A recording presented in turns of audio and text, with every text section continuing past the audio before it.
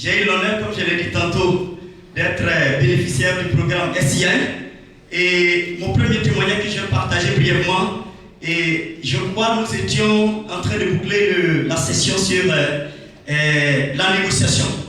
Alors sur la négociation, il s'est trouvé que je me rendais en Israël en 2019 pour engager des négociations avec un partenaire qui devrait intégrer le capital de l'une de nos sociétés. Et je peux vous assurer que face à ce groupe israélien, je paraissais plus ou moins fragile. Et c'est un groupe puissant qui a 80 ans d'existence. Moi, j'avais pratiquement 13 ans dans l'entrepreneuriat. Et donc, c'est sûr qu'on n'était pas du tout dans le même game. Alors, les cours sur la négociation m'ont donné tellement d'outils. Et puisque la négociation portait sur la prise de participation dans l'une de mes sociétés, et ce qu'ils étaient en train d'exiger, c'était que le droit qui prévalait était le droit israélien. Dans le tribunal de Tel Aviv, en cas de difficulté dans nos accords d'actionnariat et les accords de cession, et sur l'ensemble, bien sûr, de nos relations d'affaires. Alors, selon le cours de négociation, il faut pouvoir faire usage des forces en présence. Alors, l'une de mes forces en présence, c'était que la Banque Ouest Africaine de Développement faisait partie du pool des banques qui levaient les fonds pour financer mon projet et mon complexe industriel de Tumoti. Et alors, ça va tout de suite me traverser l'esprit. J'ai dit, mais écoute, je suis quand même un fruit de SII. Il va falloir que je puisse puiser, n'est-ce pas, dans les ressources que SII m'a données à travers cette formation pour pouvoir sortir ma dernière cartouche. Et je crois que ça va faire taire un peu leur, n'est-ce pas, entêtement à vouloir faire prévaloir le droit israélien, alors que le projet a quand même lieu à mon pays, et en plus je suis actionnaire majoritaire.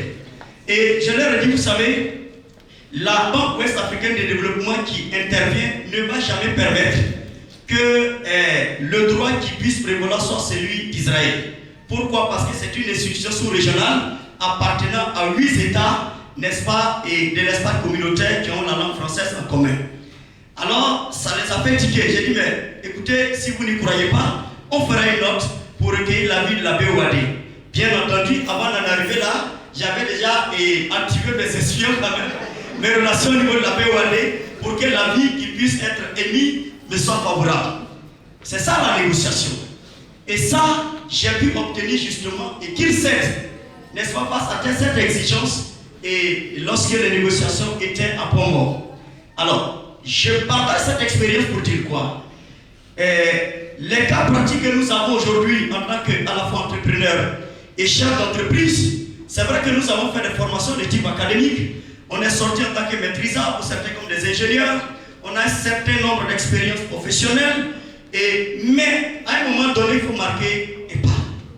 Il y a des choses qui évoluent et le monde évolue. C'est vrai, on peut avoir la passion de l'entrepreneuriat. Mais se former vous donne, n'est-ce pas, un avantage compétitif. J'insiste, un avantage compétitif entre une personne qui est passionnée d'affaires et qui lance son affaire et une personne qui est également passionnée mais qui est allée se former. Je peux vous assurer que l'un connaîtra plus de développement rapide parce qu'il connaît le levier sur lequel il faudra appuyer pour pouvoir accélérer le développement d'une entité. Et généralement, moi j'ai eu la chance de participer au programme Phoenix en Côte d'Ivoire, qui a été initié sous le ministre Billon quand le Premier ministre Duncan était Premier ministre. Et après mes 2 premiers prix d'excellence, donc la primature a souhaité que je puisse intervenir justement dans ce programme Phoenix qui concernait et qui portait sur la redynamisation des PME et le développement des startups en Côte d'Ivoire. Aujourd'hui, lorsque vous voyez l'agence Côte d'Ivoire PME, c'est un peu la résultante de ce programme. Lorsque vous voyez les fonds de garantie au PME, c'est la raison de ces programmes. Et avec le ministre, je crois, Montagne, on a eu à travailler sur ce programme de façon approfondie pour initier le programme sur les incubateurs et pouvoir statuer et parvenir à obtenir ce qu'on appelle le statut d'entrepreneur en Côte d'Ivoire. Ce qui n'était pas le cas avant.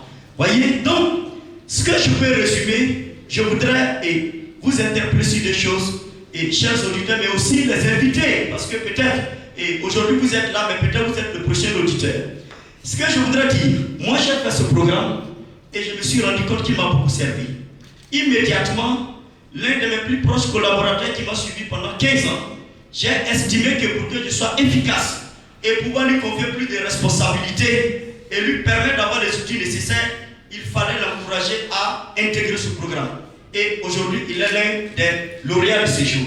Et j'avoue que cela me donne beaucoup de confort parce que, et non seulement il a pu intégrer notre conseil d'administration pour ce qui concerne notre société de technologie, il a pu intégrer également le conseil d'administration de notre complexe industriel et j'en ai fait également un actionnaire unique dans l'une de mes sociétés. Parce que je ne peux pas juste avoir un actionnaire, juste un collaborateur, mais quelqu'un qui puisse intégrer ma vision. Et pour moi, c'est important. J'avais des critères que je recherchais et je crois que cette valeur ajoutée à travers SCI m'a donné du confort de m'assurer qu'il avait les acquis nécessaires qui puissent me permettre de lui conférer et de lui déléguer des responsabilités. Alors, le deuxième élément pour moi, c'est lorsque j'ai fini, automatiquement je l'ai dit, pendant que tu commences ce programme, moi je vais initier un programme de MBA exécutif aux États-Unis. Automatiquement, je me suis inscrit à ce programme MBA exécutif, mais quand j'ai commencé mon programme MBA exécutif, je peux vous assurer que j'avais le sentiment du déjà vu, en toute honnêteté, et à chaque fois qu'on passait les examens, pratiquement, j'avais les meilleures notes parce que j'avais pratiquement une bis repetita de ce que j'ai fait déjà ici à SCI. Vous voyez, c'est très important en fait. C'est très important de pouvoir faire des choix spécifiques. Ce que SCI a de particulier, c'est qu'il y a un objectif ciblé. L'objectif d'abord, c'est de pouvoir révéler et éventuellement vos dons en entrepreneuriat. Et si vous aviez peut-être des doutes sur votre capacité d'entreprendre, à la fin de la formation, vous devrez pouvoir avoir le courage de vous lancer. Ou alors, vous aider à bâtir votre carrière. Généralement, on peut avoir une carrière qui stagne, pas parce qu'on n'est pas compétent, mais nous ne savons pas activer les leviers qu'il faut. Parce qu'il ne s'agit pas seulement d'avoir des compétences techniques, il y a également la gestion des ressources humaines, la gestion des relations, la capacité à promouvoir certaines choses et de prise d'initiative.